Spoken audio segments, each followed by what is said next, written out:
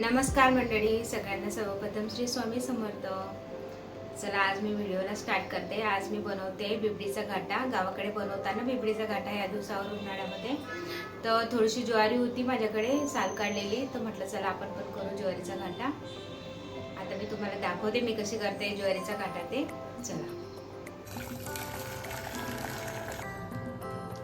बघा, साहित्य हे आज ज्वारीचा चीक आहे आणि हा गव्हाचा चीक आहे, चिली फ्लेक्स, शोप, तीळ घेतली आहे इथं आणि मीठ आहे टाकायला. सगळ्या गाठी मोडून घ्यायचं, एकदम चांगलं हलवून घ्यायचं आणि हा गव्हाचा चीक पण हलवून घ्यायचा. आता इथं गरम पाणी झालंय, आता मी टाकते. त्यामध्ये ना अगोदर चिली फ्लेक्स टाकायची, थोडीशी शोप टाकायची, तीळ पण टाकायची थोडी आणि मीठ टाकायचं. मीठ चवीनुसार टाकायचं, हलवून घ्यायचं. थोडं पाण्यामध्येच त्याला थोडंसं टाकून उकळी येऊ द्यायची.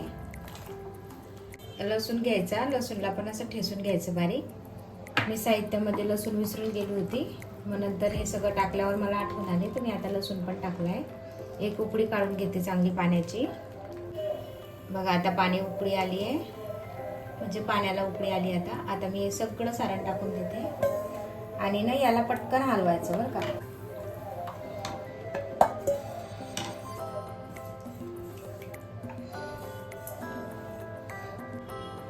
पटकन असं हलवतच राहायचं. आणि आता हा गव्हाचा चीक आहे ना, हा पण टाकते मी त्याच्यामध्ये.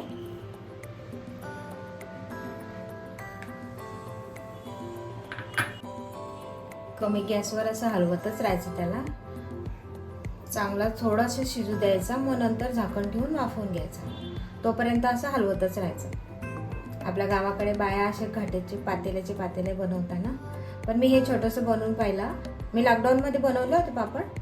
आता म्हटलं चला परत ज्वारी होती साल काढलेली, तर मी बनवून पाहिलं. घाट्याला असंच हलवतं बरं का, गोल गोल. गावाकडे आपल्या असंच घाटा हलवता, गोल गोल गोल गोल. भाजीसारखं असं हलवायचं नसतं जास्त.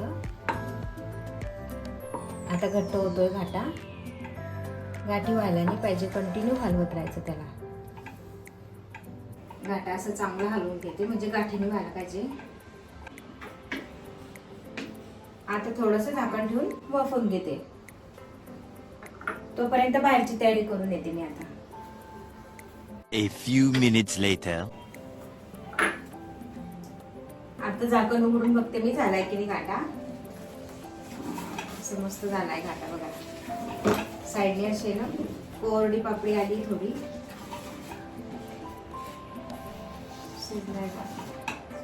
थोडासा टेस्ट करून पाहते. घाट्यामध्ये हलकंसं मीठ कमी झालंय, थोडंसं मीठ टाकते.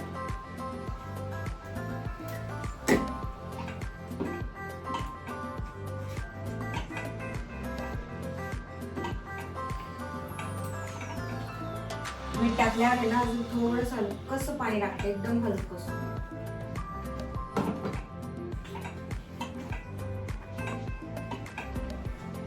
झालाय आपला आता घाटा बघा, मस्त झालाय. मला खायला पण खूप आवडतो आणि बिबडीचा पापड पण खूप आवडतो, आणि भाजून खायला तर अजून खूप छान वाटतो मला. बघा तुम्हाला आता जवळून दाखवते घाटा कसा शिजलाय मस्त.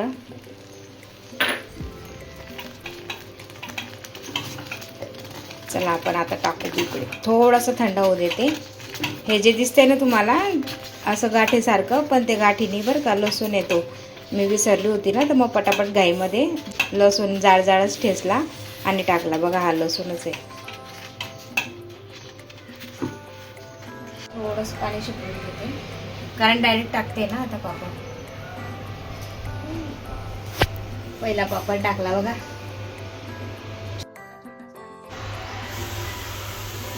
छोटे छोटेच टाकते मी पापड, जास्त मोठे नाही टाकते.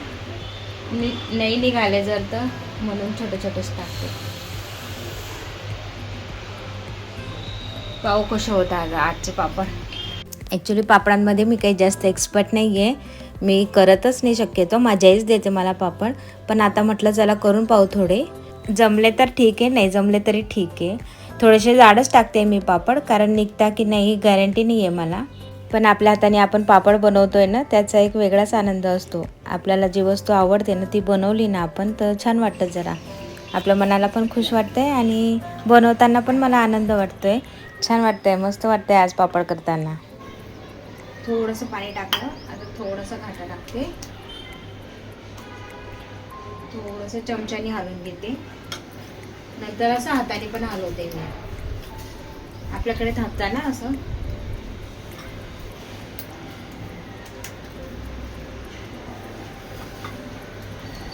गरम आहे घाटा अजून.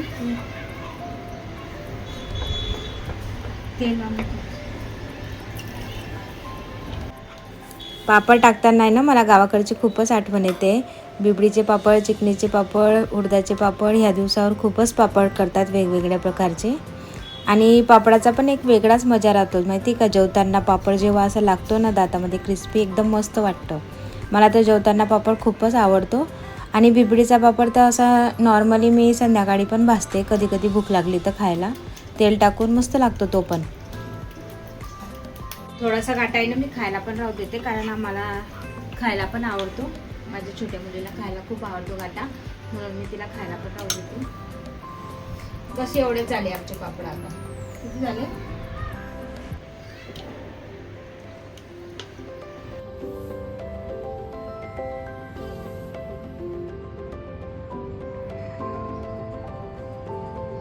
पाण्याला छान उकळी आली, सगळं टाकून दिलं मी. आता हा परत करते घाटा, कारण थोडीशी जागा उरली आणि हा चिक पण थोडासा उरला होता.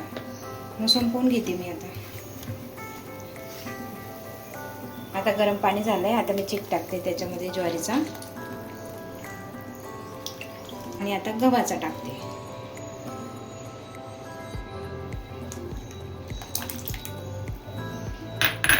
सगळं हलवून घेते चांगलं.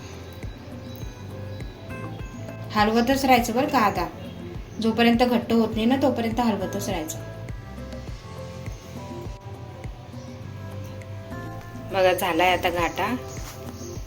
आता पापड टाकते पटापट मस्तपैकी. बघा इथं अशी थोडीशी जागा उरली ना, आता हा परत घाटा बनवला मी आणि परत टाकते पापड. गरमच आहे घाटा एकदम. थोडंसं असं टाकून देते म्हणजे थंड होऊन जाईल. A few minutes later.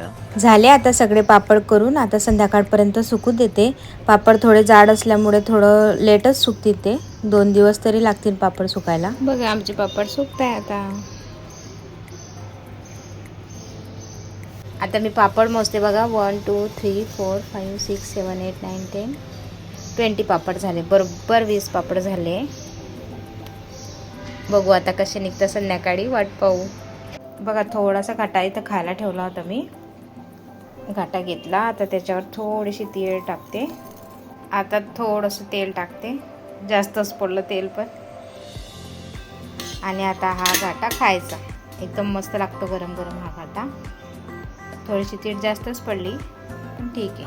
मग बघा आता मी पण घेतलाय प्लेटमध्ये घाटा खायला. थोडंसं थंड होऊन गेलाय घाटा, पण तरी पण चालतो. खरड घेतली आहे, खरड आवडते मला.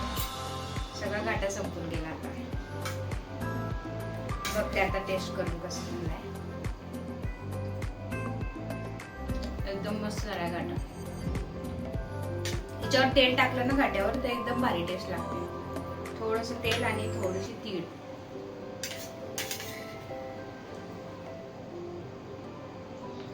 गावाकडची आठवण येते. घाटा इतका भारी झालाय ना, खूपच मस्त झालाय. पण मी काय केलं की अगोदर सगळे पापड टाकून घेतले आणि आता घाटा कमी पडतोय. एकच प्लेट काढली सर्वांसाठी. अजून एक प्लेट पाहिजे होती मला. इतका मस्त लागतोय ना घाटा.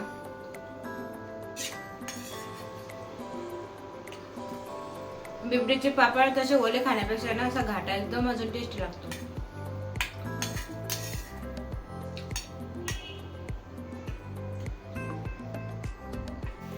पापड तर केले मी एवढूशे, पण एवढा पसारा पडलाय ना, गॅसचा ओटा पूर्ण घालून गेला.